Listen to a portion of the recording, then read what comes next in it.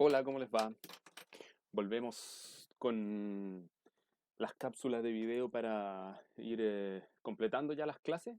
Con esta quedaríamos al día en esta semana, así que eh, contento por haber logrado aprovechar esta semana de receso y les prometo que esta clase va a ser va a ser más corta, ¿ya? Porque es cierto que las últimas me han quedado un poco largas, qué sé yo, han quedado un poco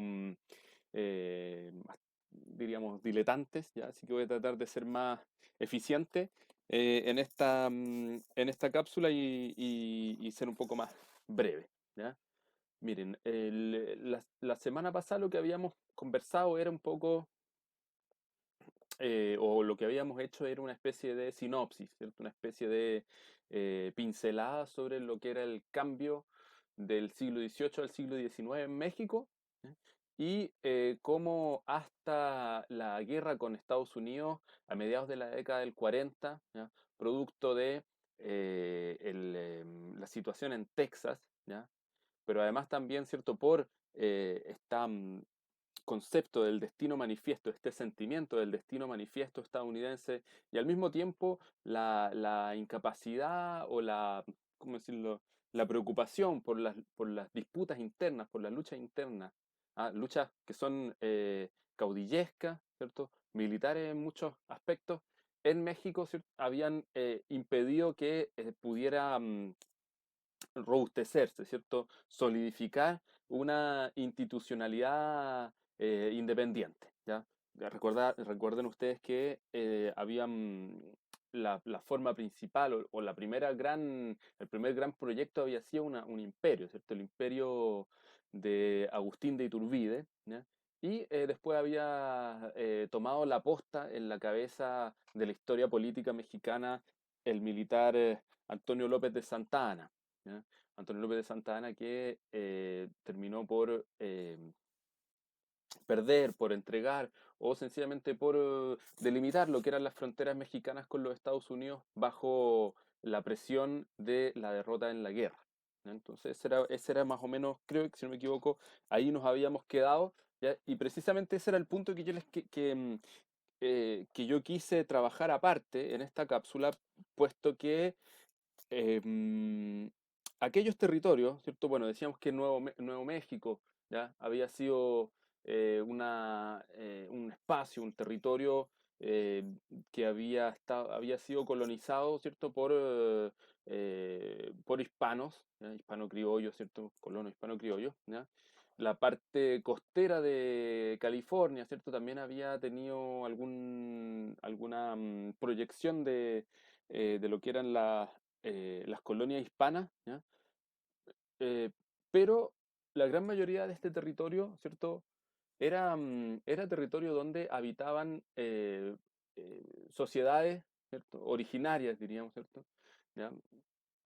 Bien diversas, ¿ya? Y cuyas eh, fronteras, ¿cierto? Fronteras no solamente territoriales, sino también fronteras étnicas, ocupando el término de Frederick Barth, ¿ya? El antropólogo Frederick Barth, las fronteras étnicas, eh, mm, habían, ¿cierto?, ocupado este territorio, ¿ya?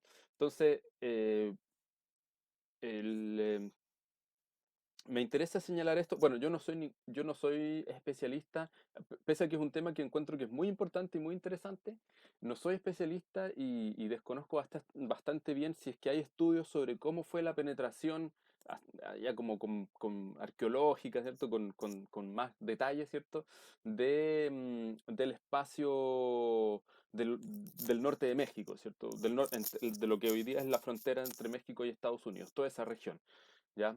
Hasta donde hubo, ¿cierto? Yo sé bien, por algunas lecturas que tengo, que de lo que eran los frentes militares, ¿ya?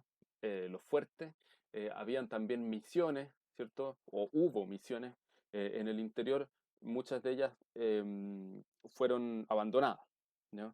Pero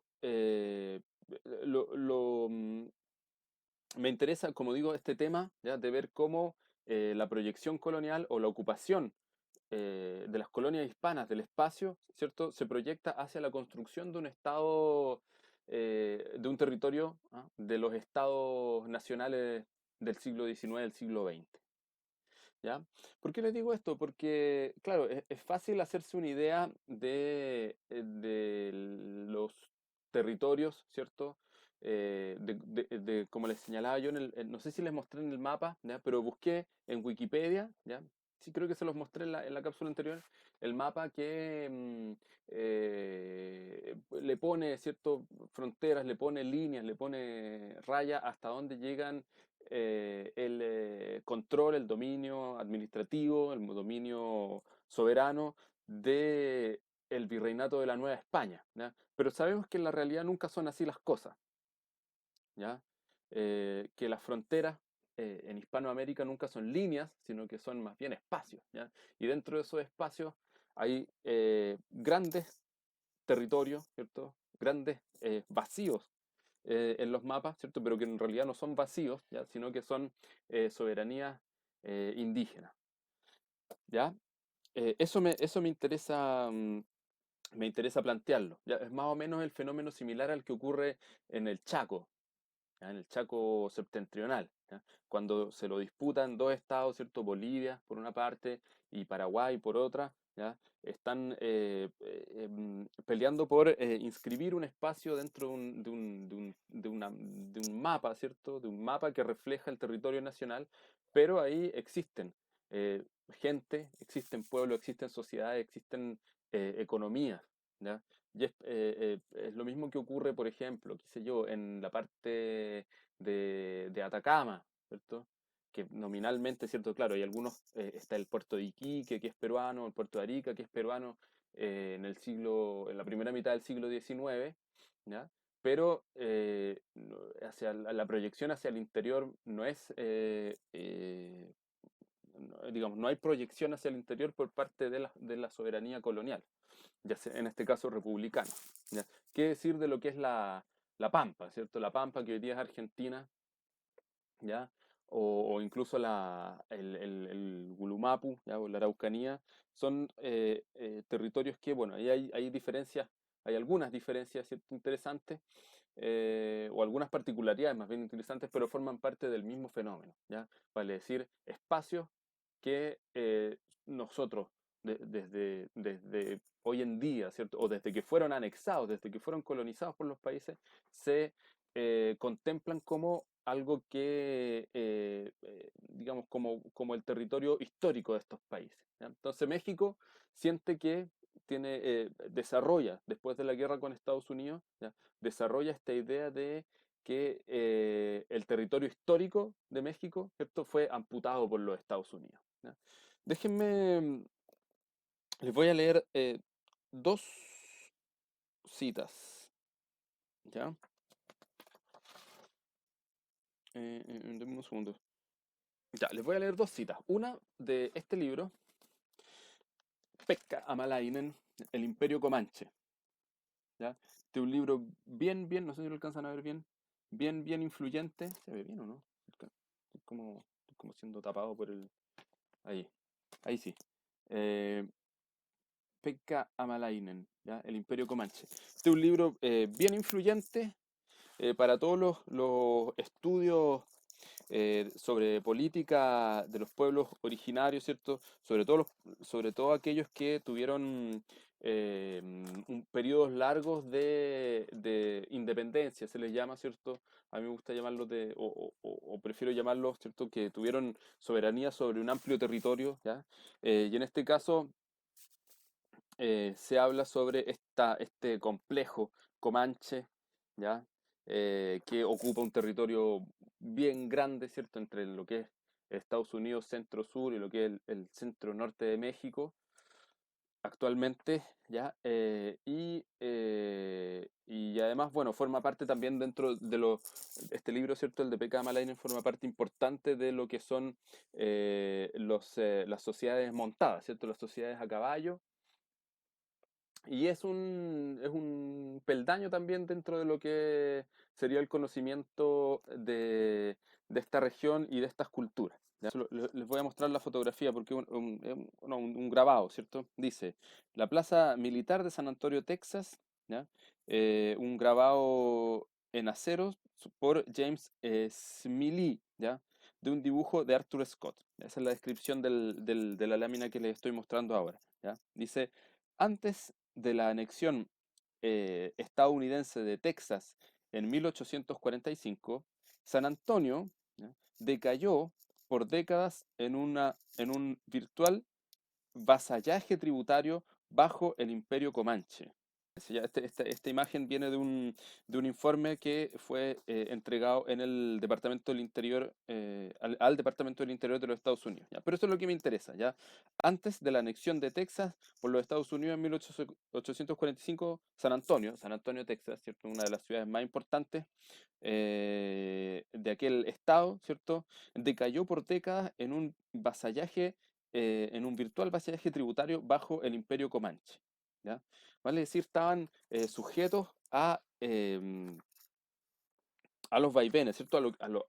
A los malones, ¿ya? Que existían eh, en todo Texas, ¿cierto? En todo Texas, en Nuevo México, ¿ya? En Chihuahua, ¿ya? En fin, en toda la parte norte en Nueva Vizcaya también, que era otra de las regiones, ¿ya?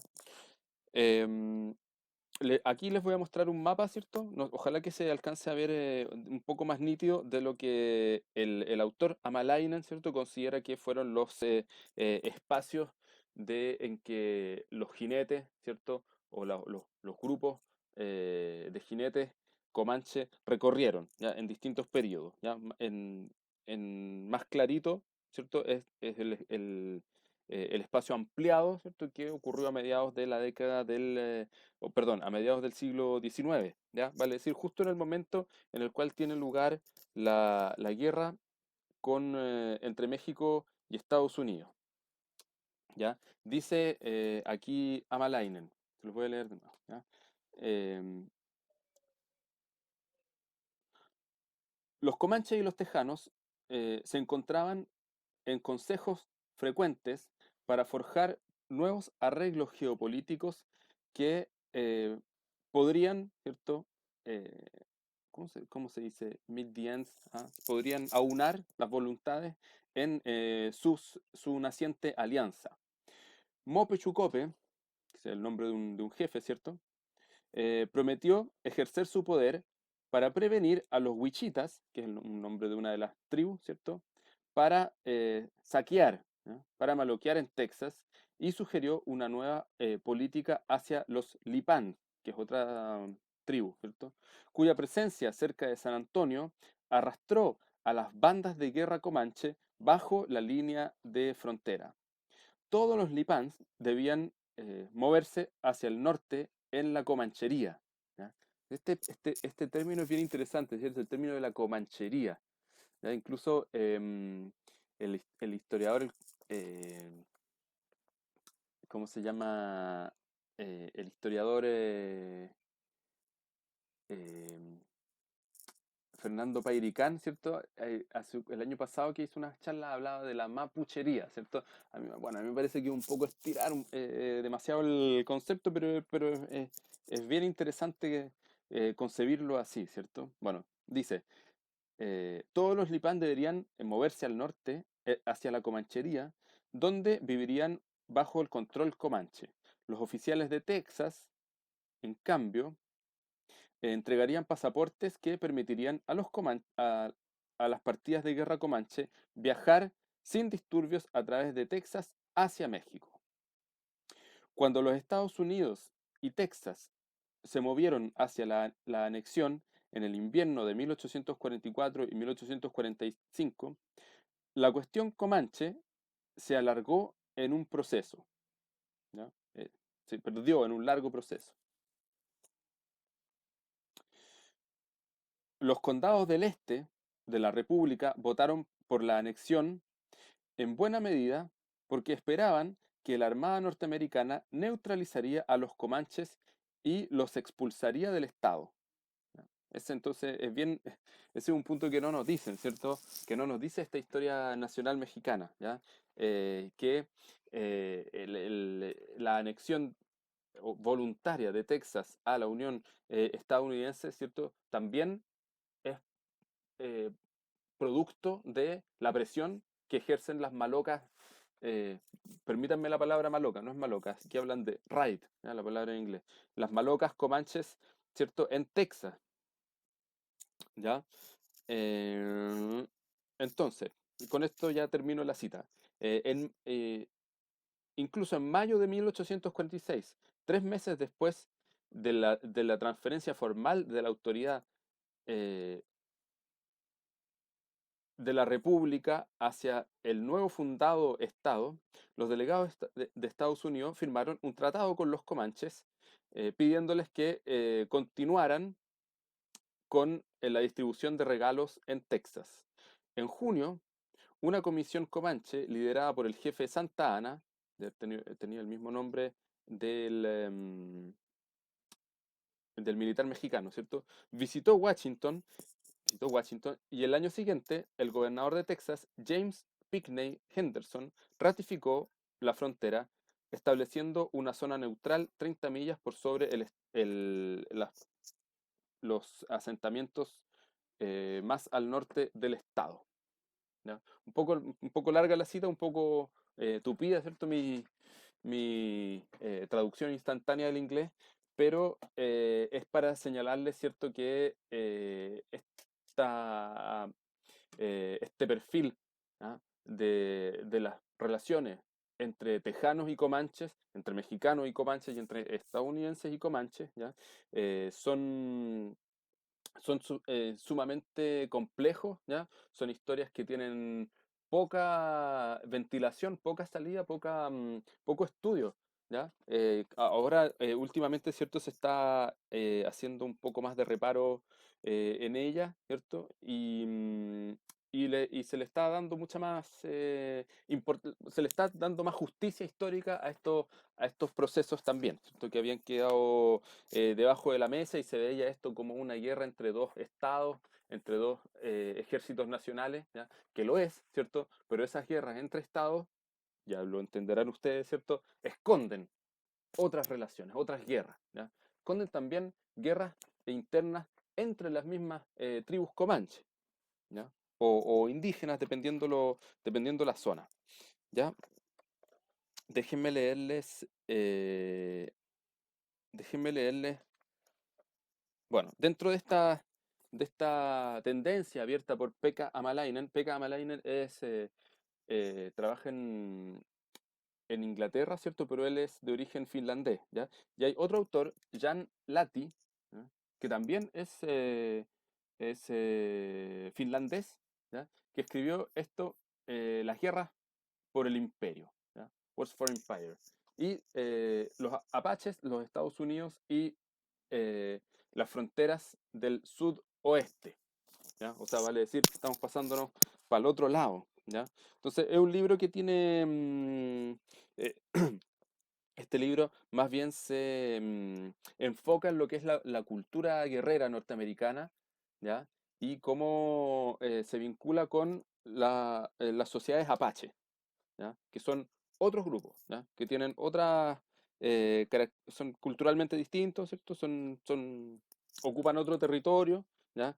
Están también frecuentemente enfrentados con los comanches, ¿cierto? Aquí la política, los ciclos de política y de diplomacia son variables, ¿cierto? No solamente entre indígenas y criollos, ¿ya? Y colonos, ¿ya? Sino también entre indígenas y entre criollos, ¿verdad? Recuerden que el norte de México, el sur de Estados Unidos, en el siglo XVIII, en el siglo XIX confluyen, ¿cierto?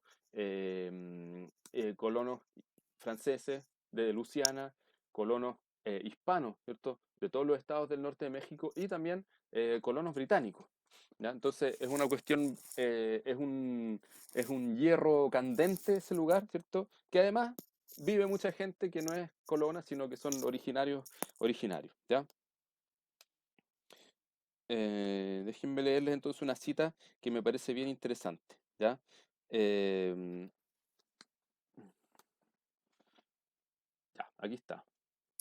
En el, incluso en los años 1880, el teniente Thomas Cruz, eh, CRUSE, ¿ya?, un militar estadounidense, ¿ya?, recordaba que aún existían cientos de miles de terrenos desconocidos para la Armada en Arizona y en Nuevo México, revelando la lenta acumulación de conocimiento geográfico durante las décadas precedentes. Cruz se refirió a estas secciones como, abre comillas, casi una tierra incógnita para cualquiera excepto para los indios, cierre comillas. Incluso si la inteligencia de los incluso si la inteligencia de la visión, la vista, ¿cierto? De los apaches en la vecindad de algunos ranchos, granjas o minas alcanzaban a los militares, incluso no habría existido ningún conocimiento eh, de dónde estaban localizados esos lugares o cómo podían los soldados llegar hasta ahí. Desfigurada por el poco conocimiento local, el ejército se apoyaba en, esperaba apoyarse en hombres que tuvieran el mayor conocimiento, que eran los scouts civiles, ¿ya? Los, ¿cómo decirlo? Los patrulleros civiles, ¿ya?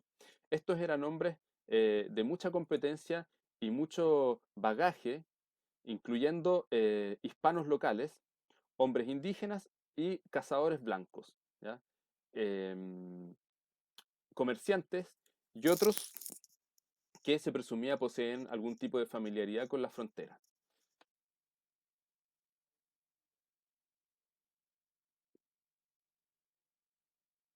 ¿Ya? Bueno, y ahí sigue la cita de este señor Cruz, ¿ah? Sobre las que eran las persecuciones de los apaches que en varias oportunidades cruzaban a la frontera mexicana, ¿ya? Y bueno, no podían avanzar, ¿cierto? O las patrullas militares estadounidenses, ¿ya? Y si lo hacían estaban, ¿cierto?, vulnerando las fronteras, ¿ya? Estamos hablando que esto era de la década de 1880, ¿ya? El periodo ese de las últimas guerras apache, ¿ya? Bien, a nosotros nos llega como parte de la cultura general, ¿cierto? Uno de sus principales jefes, ¿cierto? Que en los norteamericanos le llamaron Jerónimo, no tenía otro nombre, ¿ya? Pero él fue uno de los últimos resistentes, ¿cierto? Los últimos jefes apaches en hacer la guerra a mexicanos y a estadounidenses. Ya, bueno, ese es uno de los puntos que quería trabajar en esta cápsula, ¿ya? El segundo, que me interesa también que conversemos, que ustedes eh, lo entiendan, ya tiene que ver con uno de los capítulos importantes de la historia mexicana, de lo que es su historia oficial, ¿cierto? Lo que es su historia institucional, y que tiene que ver con el surgimiento de un nuevo personaje, ¿cierto? Ya vimos a Iturbide, ¿cierto? Vimos a Santana que pese a ser derrotado en la guerra con los Estados Unidos, siguió formando parte o siguió protagonizando lo que era la política mexicana, ¿ya? Pero enfrascado, ¿cierto? En lo que eran sus luchas caudillescas, ¿ya? Y hay cuatro puntos, ya que yo considero que cuatro o cinco puntos que son importantes y que no están aún resueltos en la década de 1850, ¿ya? No están resueltos en México, no están resueltos en ningún lugar de América Latina, ¿ya? Pero son parte de o salvo quizás, bueno, aquí, no sé, bueno, en realidad en general en Latinoamérica no están resueltos, pero, eh, insisto, son temas que cada país va a buscar tratar, trabajar, digerir, ¿ah? Resolver, responder desde, desde su propia cultura, desde su propia historia, desde su propia realidad, desde su propia geopolítica, desde su propia perspectiva, ¿ya? El primero de ellos es las posturas centralistas versus las posturas federalistas, ¿ya? Desde una perspectiva institucional, ¿ya? En México la cuestión es un territorio muy grande, hay eh, espacios, ¿cierto? Que no dialogan entre sí, ¿ya? ¿Por qué, qué sé yo, Oaxaca tendría que dialogar con Veracruz, ¿cierto? O con Yucatán, que queda tan lejos, qué sé yo, ¿por qué Yucatán tendría que dialogar con Baja California si no tienen nada que ver, ¿ya? Entonces habría que darle, si es así la cosa, habría que darle vida, ¿cierto? Cabida a el centralismo, ¿ya? Pero bueno, hay lugares como Guanajuato, como Monterrey, ¿cierto? Como Puebla, ¿ya? Que, digamos, podrían perfectamente constituir una realidad institucional diferente y asociarse con los otros por la vía federal, ¿ya? Em, la otra es la reorganización u organización del ejército, ¿ya? Son puros ejércitos locales, son puros ejércitos asociados a un determinado caudillo, ¿ya? Y que es importante darle una vuelta, un giro, ¿cierto? Una cristalización de carácter nacional que no ha podido ser resuelta en México y están, por eso estas dos guerras, ¿cierto? Que pierden, primero con Texas, después con los Estados Unidos, ¿ya? Y luego el tema de la secularización, ¿ya? De la sociedad de los estados. Em, ¿Qué pasa con los bienes de la iglesia? La iglesia todavía sigue siendo uno de los grandes propietarios, ¿ya? De haciendas, de escuelas, de espacios dentro de las ciudades, ¿ya? Espacios inmuebles, ¿cierto?, dentro de las ciudades, ¿ya?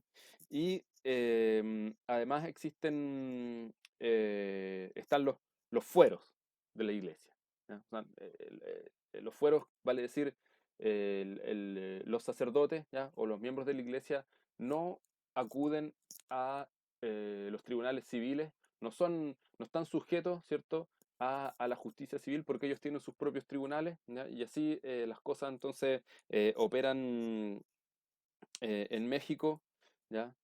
Eh, y empieza a producirse, ¿cierto? O empieza a manifestarse otra vez más en la historia, ¿cierto? El cruce de competencias entre el sacerdote y el jefe político, ¿ya? Eh, Pensemos en el caso chileno, ¿cierto? El caso chileno es precisamente en este momento donde ocurre el famoso episodio conocido como la cuestión del sacristán, ¿ya? Es exactamente lo mismo, más allá de qué es lo que es en concreto el hecho del episodio del sacristán, como la consecuencia principal, ¿cierto? Es que el obispo de Santiago pasa a ser citado y a ser sentado en un tribunal civil, ¿ya?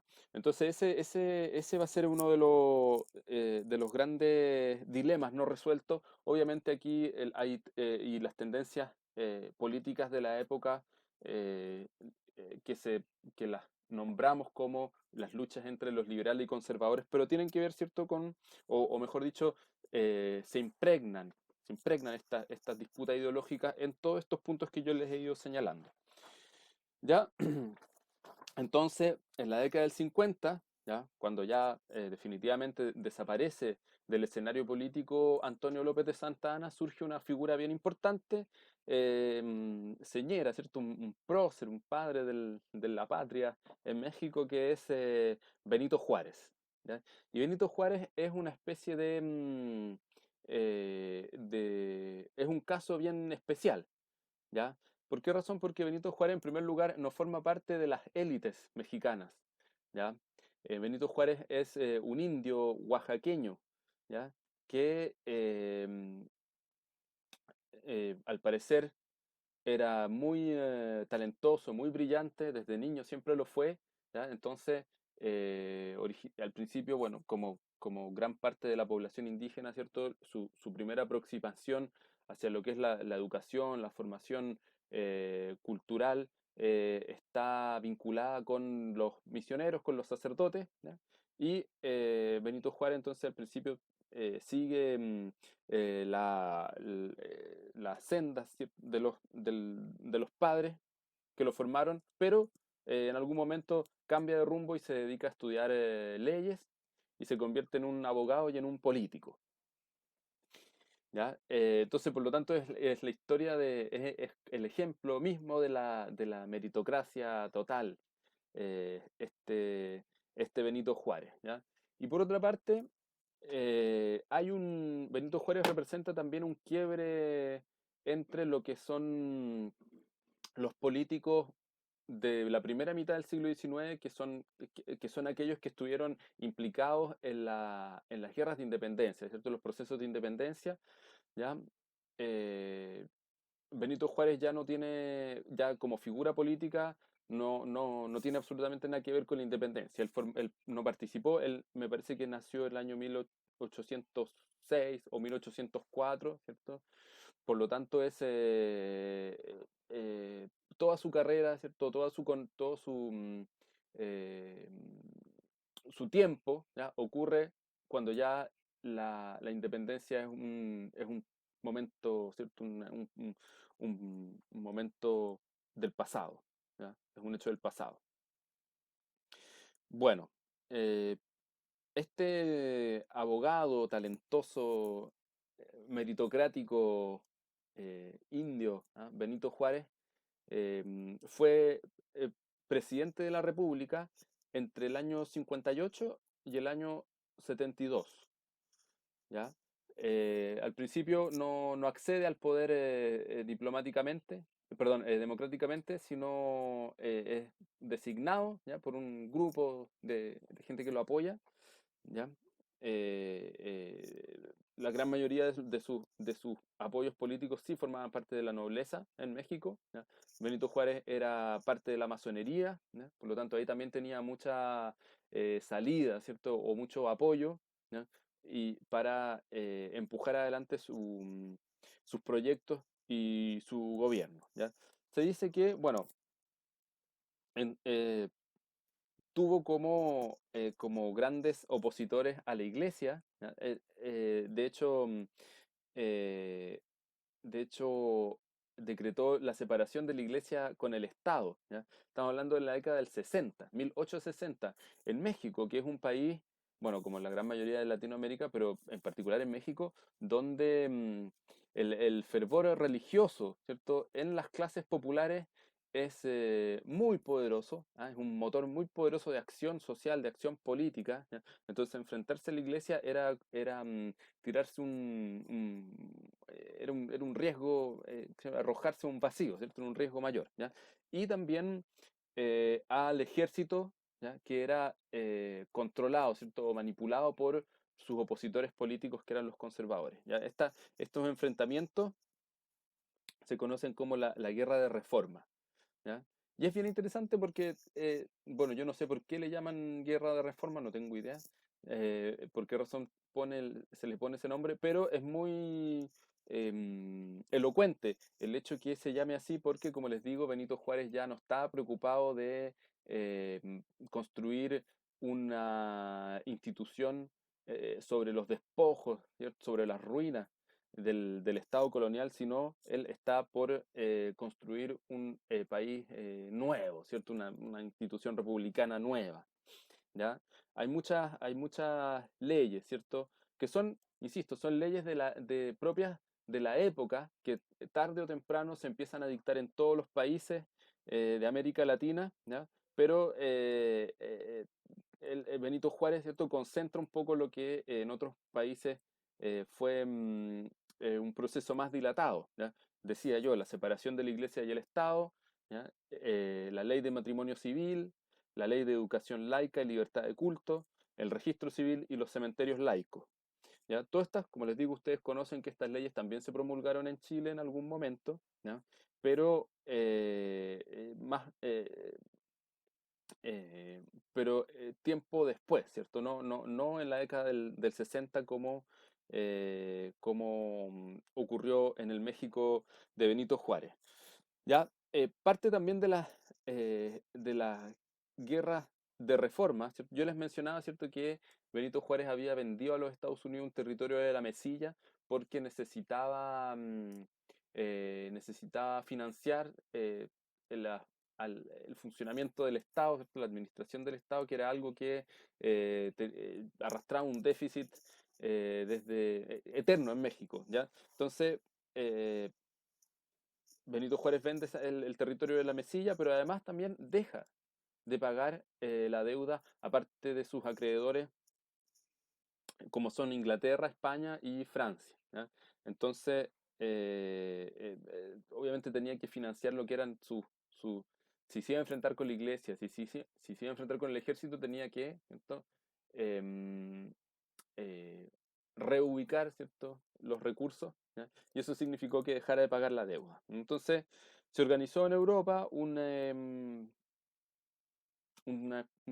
fuerza militar comandada por los franceses que desembarcó en Veracruz, ¿ya?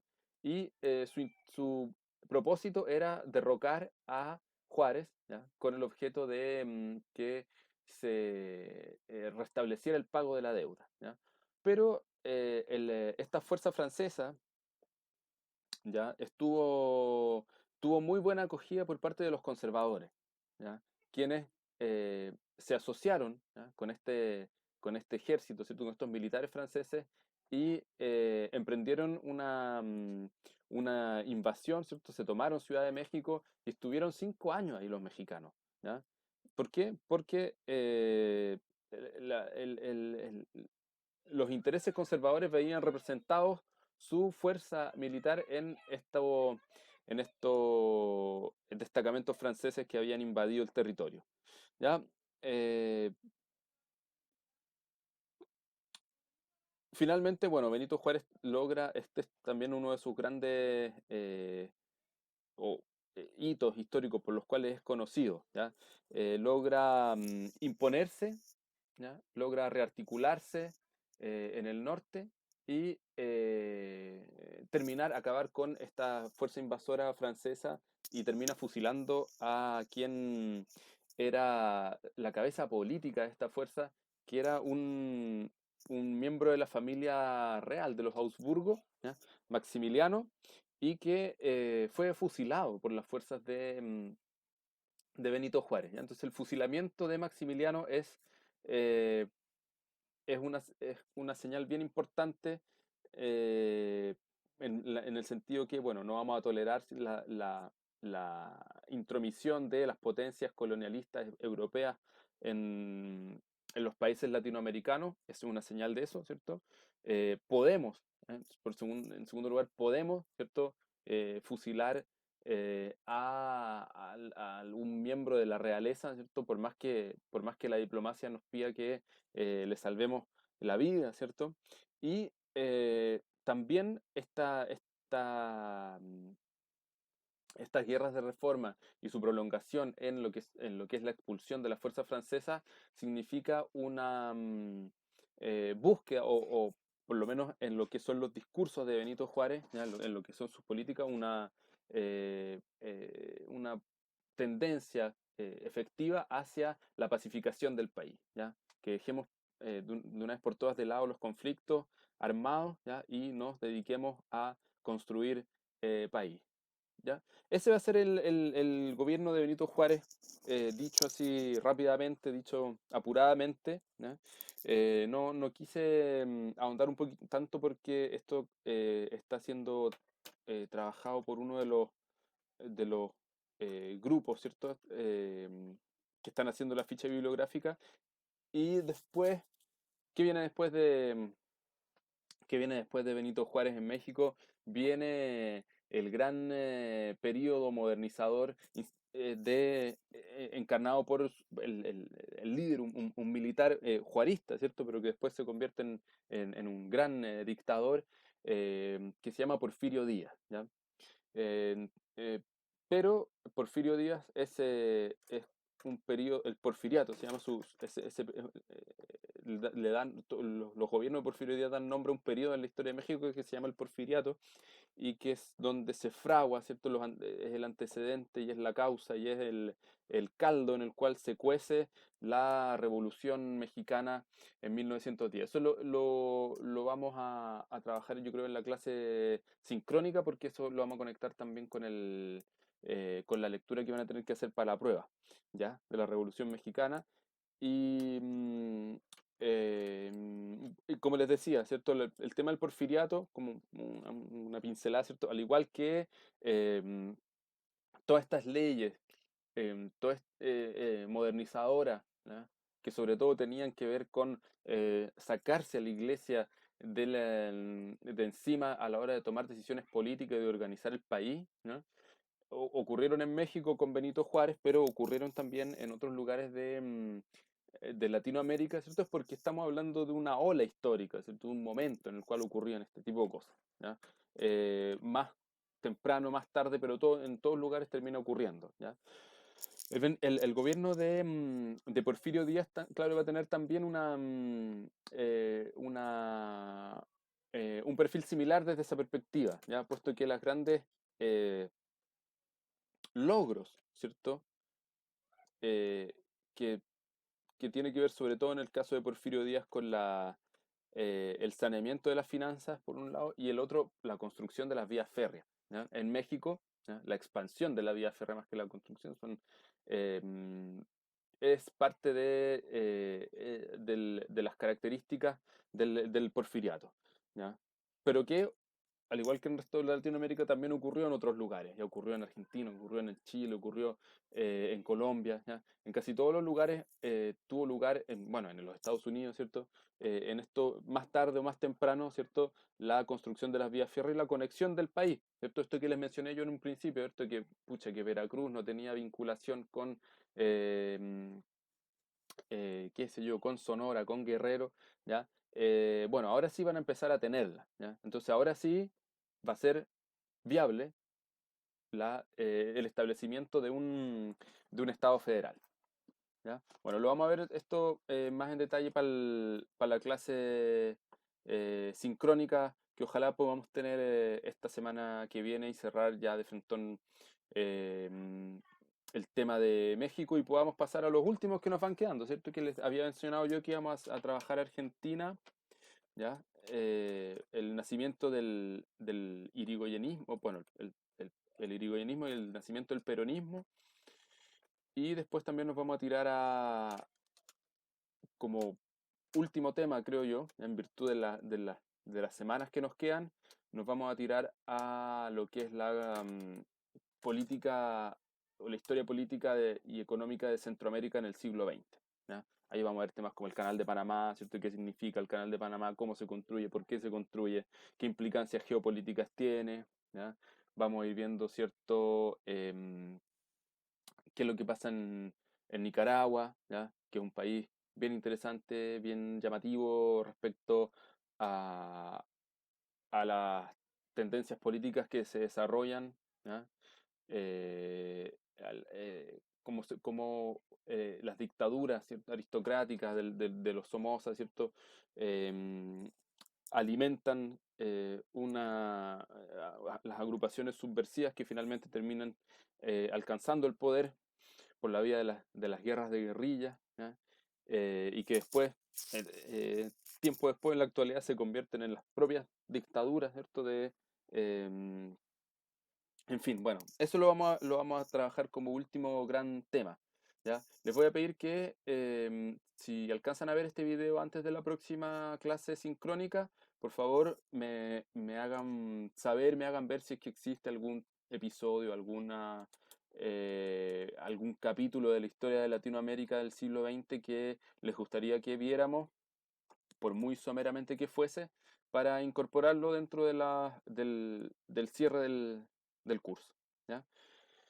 Ya, pues, gracias por escucharme, nos estamos viendo. Abrazos.